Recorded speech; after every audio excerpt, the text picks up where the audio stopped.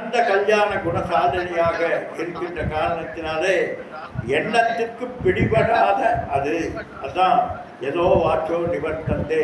அதற்கு ஒரு உதாரணம் நமக்கு உபநிஷத்துல சொல்லப்படுகிறது. எப்படிப்பட்டவர் பகவான் அப்படின்னா, மின்னல் போன்றவர். மின்னல் எப்படி மிக அழகாக இருக்கிறது, மிக வெளிச்சமாக இருக்கிறது, மிகவும் பிரகாசம். இந்த உலகத்திலேயே மிகவும் பிரகாசமானது எதுன்னா மின்னல் தான்.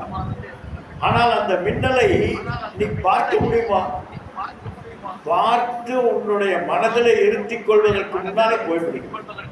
அதுபோல பகவானை நீ தியானித்தால் எப்படி இருக்கும்? அப்படி கண்ணை பிடிச்சி காலை பிடிச்சி எல்லாம் சரி பண்ணி அப்படியே வந்து டக்குன்னு வரும்போது மறுபடியும் நம்முடைய